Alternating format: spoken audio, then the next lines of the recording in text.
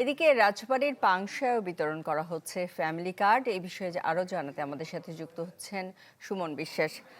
সুমন, সেখানে কারা এই বিতরণ অনুষ্ঠানে আছে এবং প্রতিক্রিয়াটা জানাবেন যারা পাচ্ছে ফ্যামিলি কার্ড।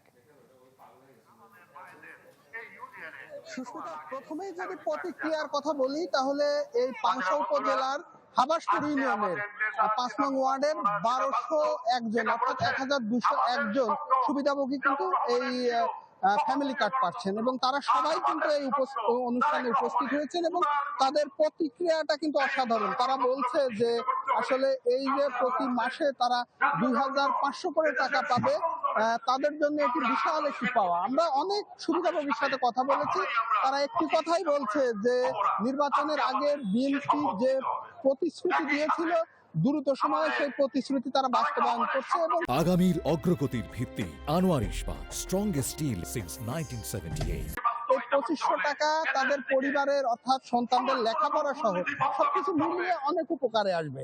আমরা যেটি দেখছি যে অনুষ্ঠান কিন্তু এখনো চলছে এবং এই অনুষ্ঠানের প্রধান অতিথি প্রধানমন্ত্রীর অর্থ পরিকল্পনা বিষয়ক উপদেষ্টা ডক্টর রাশেদ আল মাহমুদ তিতুমির।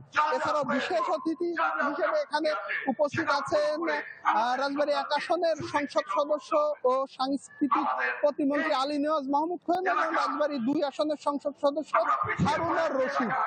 সবাই যেটি বলছে যে এই যে ফ্যামিলি কার্ড যেটি তাদের প্রতিশ্রুতি ছিল সেটি কিন্তু বাস্তবায়ন হচ্ছে এবং এই যে সুবিধাভোগীরা পাচ্ছে সবকিছু মিলিয়ে পাইলট প্রকল্পের অংশ হলেও এই উপজেলা এবং জেলাবাসী কিন্তু মূলত খুশি। সুস্মিতা, এই ছিল এখানকার পরিস্থিতি। সুমন, আপনাকে ধন্যবাদ।